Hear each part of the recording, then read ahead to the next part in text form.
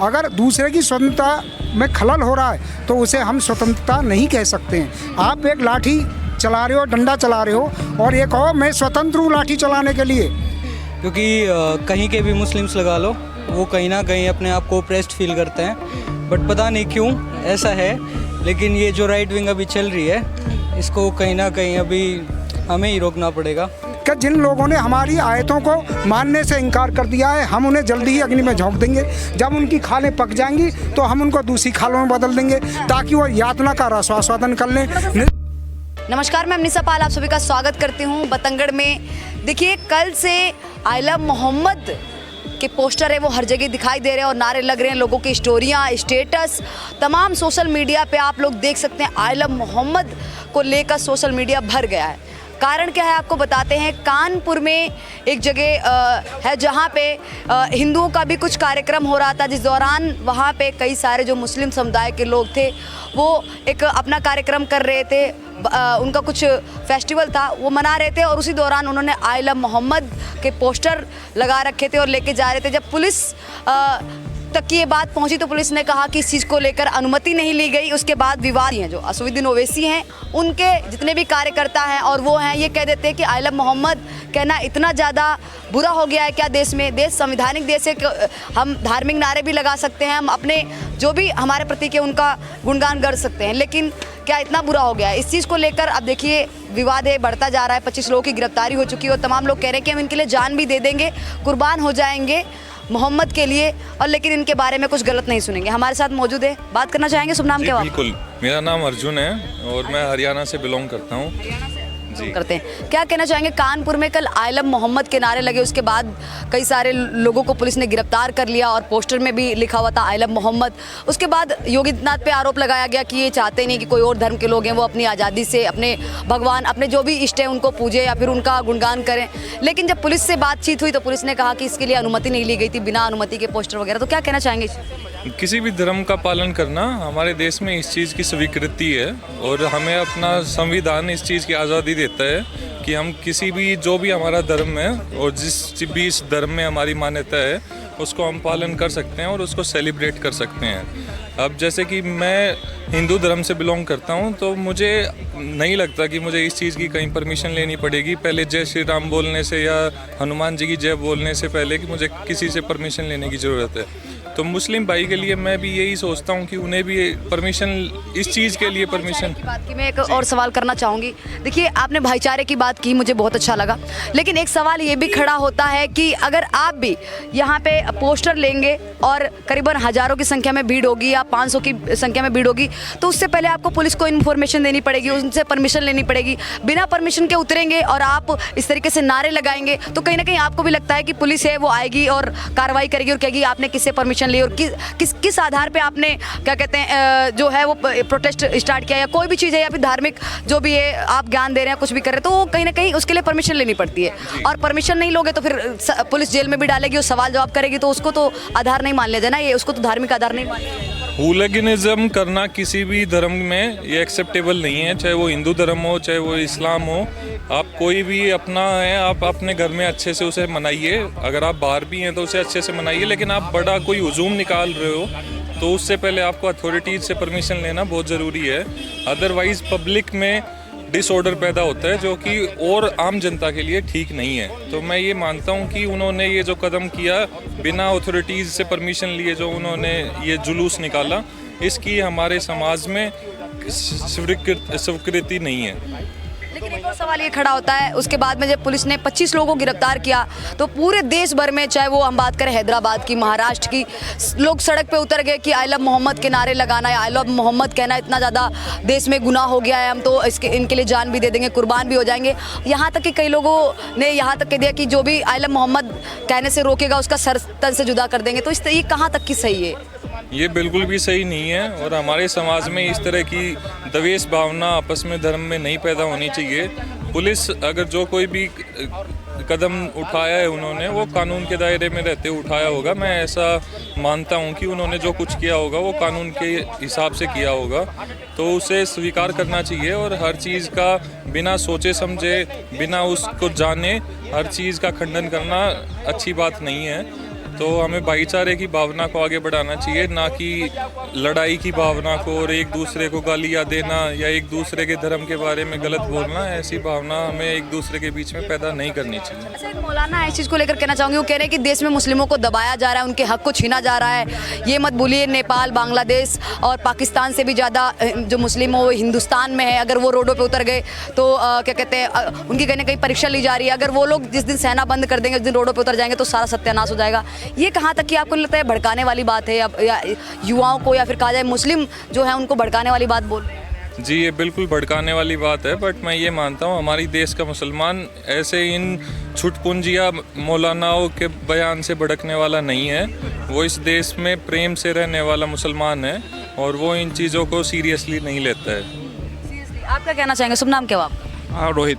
रोहित जी, क्या कहना चाहेंगे? क्या परमिशन लेनी चाहिए? देखिए, अगर आप भगवान का भी नाम लेंगे, यहाँ पे भी अगर आप कोई सभा करते हैं या जनसभा करते हैं और 4 लोग बैठते हैं साथ में या 100 लोग 50 लोग होते हैं, उसके लिए परमिशन लेनी पड़ेगी। विदाउट परमिशन के अगर आप करेंगे तो कहीं ना कहीं सवाल खड़े होंगे और लोग भी, चाहे वो धार्मिक हो या फिर कैसा भी हो, तो इस चीज़ को लेकर अब गिरफ्तारी हो जाती है तो लोग कहते हैं कि हम आलम मोहम्मद के नारे से रोका जा रहा है, धार्मिक अपनी स्वतंत्रता है उससे रोका जा रहा है। तो क्या कहना? देखिए, जो हमारा जो संविधान है वो अनुच्छेद 19 और अनुच्छेद 25 के तहत बोलने की और धर्म की आज़ादी देता है, पर साथ ही साथ वो ये भी कहता है कि subject to law and order. तो अगर आपको कुछ भी अगर आप किसी भी पब्लिक प्लेस में कुछ भी कर रहे हैं तो आपको उससे पहले पुलिस की तो परमिशन लेनी चाहिए। तो उसके बाद 25 लोगों की गिरफ्तारी होती है तो कहते हैं सर तन से जुदा कर देंगे। इस तरीके से क्या, कहाँ तक की सही है सर तन से जुदा कहने? देखिए, ये जो कोई भी कह रहा है वो पूरे मुस्लिम समाज को रिप्रेजेंट नहीं करता है, ठीक ना। इस देश में 20 करोड़ 22 करोड़ मुस्लिम हैं और किसी एक ने ये बात कह ही दी तो उसके खिलाफ कार्रवाई होनी चाहिए। खिलाफ कार्रवाई? हाँ, उनके खिलाफ होनी चाहिए क्योंकि वो पूरे मुस्लिम समाज को रिप्रेजेंट नहीं करता है। जिस जगह पे ये हो रहा था, जहाँ पे आलम मोहम्मद के पोस्टर वोस्टर लगे थे, वहाँ पे हिंदुओं का भी कुछ कार्यक्रम हो रहा था, उसको भी खंडित कर दिया, कुछ इस तरीके से सुनने में भी आया। ये अफवाह है तो इसको ज़्यादा हवा देना ठीक नहीं होगा। धार्मिक, सबको धार्मिक स्वतंत्रता है, आप धार्मिक त्यौहार मना सकते हैं, लेकिन ये भी देखिए कानून के हिसाब से मना सकते हैं। और आलम मोहम्मद का नारा लगाना कोई गलत नहीं है। और फिर उसके बाद सोशल मीडिया पे भी तमाम लोग कह रहे हैं कि मोहम्मद के बारे में गलत नहीं सुनेंगे, गलत नहीं सहेंगे, स्टेटस स्टोरी, तमाम सोशल मीडिया पूरा भरा हुआ है इस समय आलम मोहम्मद को लेकर। कह रहे हैं कि हिंदुस्तान में धार्मिक स्वतंत्रता खत्म हो रही है धीरे धीरे। कई सारे विपक्षी दल हैं, सुविदिन ओवैसी, तो क्या कहना चाहेंगे आप? नहीं, ये बात आपने सही की कि जो धार्मिक स्वतंत्रता है ये धीरे धीरे ख़त्म होती जा रही है, क्योंकि कहीं के भी मुस्लिम्स लगा लो वो कहीं ना कहीं अपने आप को प्रेस्ड फील करते हैं। बट पता नहीं क्यों ऐसा है, लेकिन ये जो राइट विंग अभी चल रही है इसको कहीं ना कहीं अभी हमें ही रोकना पड़ेगा अपनी वोट्स की पावर से। और ये तो फैक्ट है कि कोई भी पॉलिटिकल पार्टी हो वो कहीं ना कहीं अपनी पुलिस या प्रशासन की वजह से दूसरी जो मतलब माइनॉरिटीज़ वगैरह हैं उनको प्रेस कर रही हैं। वैसे ही रह रहे हैं कि उत्तर प्रदेश में जो मुस्लिम समाज है कहीं ना कहीं उसको दबाया जा रहा है। हाँ, ये हकीकत है। हकीकत है जी, ये कुछ क्या कहना चाहेंगे सर? मैं इनकी बात से बिल्कुल सहमत नहीं हूँ। ये कह रहे हैं कि ये सुनो, ये क्या है, ये वामपंथी है ना, ये जो वामपंथी लोग हैं ये चाहते हैं इस देश में जो है का अराजकतावादी सोच रहे। ये कौन से हैं? वही जेएनयू के हैं, ये जेएनयू की विचारधारा से जुड़े हुए लोग हैं। ये डीयू से पास आउट हूँ। चलो, डीयू से हो गए, मुझे ये नहीं पता। वामपंथियाँ कांग्रेसी विचारधारा से प्रेरित है, ये ईमानदारी से। अरे गेरी होगी, हमें इस बात में कोई लेना देना नहीं है। जब एक धार्मिक स्वतंत्रता, सुनो, धार्मिक स्वतंत्रता का मतलब क्या है? जब तक दूसरे की स्वतंत्रता में दखल ना हो तभी तक आपकी स्वतंत्रता निहित है। अगर दूसरे की स्वतंत्रता में खलल हो रहा है तो उसे हम स्वतंत्रता नहीं कह सकते हैं। आप एक लाठी चला रहे हो, डंडा चला रहे हो, और ये कहो मैं स्वतंत्र हूँ लाठी चलाने के लिए, और जब तक यदि उससे खतरा दूसरे आदमी में अगर लगने की संभावना है, लग जाता है, भाई लग गया, मैं क्या करूँ, ये मेरी स्वतंत्रता है, तो उसे हम स्वतंत्रता नहीं कह सकते। मैं भी इसके बारे में एक चीज़ खड़ा होता है, आलम मोहम्मद कहना गलत नहीं है, सबकी अपनी स्वतंत्रता है। आई लव सिर्फ कह सकते हैं, तमाम लोग जो भी हमारे इष्ट हैं उनको कह सकते हैं, लेकिन सर तन से जुदा कहाँ तक की सही है? ये भी तो कहीं ना कहीं आप देखिए, सर तन से जुदा आप इस तरीके से पुलिस को कह रहे हैं, किसको कह रहे हैं? 25 लोगों की गिरफ्तारी के बाद आप कह रहे हैं सर तन से जुदा हो जाएगा, तो पुलिस प्रशासन को ही कह रहे हैं, क्योंकि पुलिस प्रशासन ने ही गिरफ्तारी की है, तो ये तो सीधे तौर पर कानून पर सवाल उठाना होगा। ये बिल्कुल कानून पे सवाल उठाना हो गया। और इस देश में इसकी कोई आज़ादी नहीं है कि कोई किसी को इस तरह से इंसाइट करे, कोई किसी कम्युनिटी को ऐसे भड़काए। ये बिल्कुल भी हमारे देश में ये नहीं चलेगा।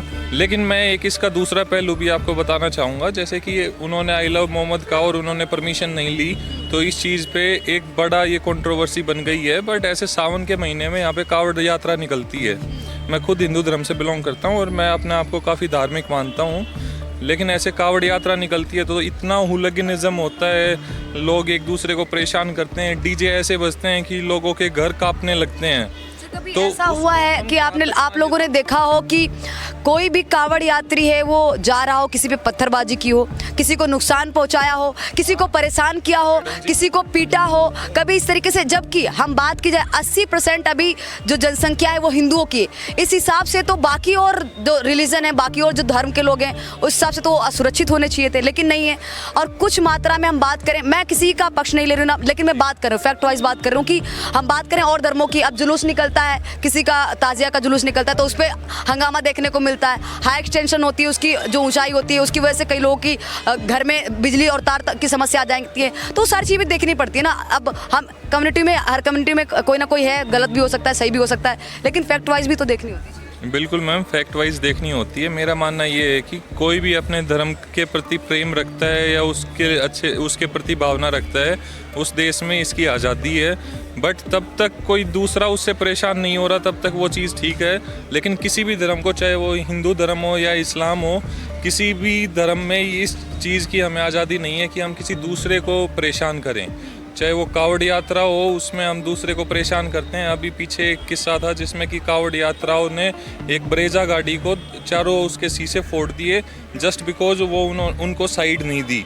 और ऐसे मैडम मैं ये भी कहता हूँ कि जो ताजिया में जो हुआ, जो ताजिया में जो हुआ और जो उन्होंने मौलाना ने इस तरह की अनर्गल टिप्पणी की है, वो भी इस देश में उसकी भी आज़ादी नहीं है, उस पर भी रोक लगनी चाहिए। और इस देश में इसकी कोई आज़ादी नहीं है कि हम एक दूसरे को इंसाइट करें। तो इस्लाम में भी कुछ ऐसे लोग हैं जो धर्म को अच्छे से रिप्रेजेंट नहीं कर पा रहे हैं और उनको बिगाड़ने की बात कर रहे हैं।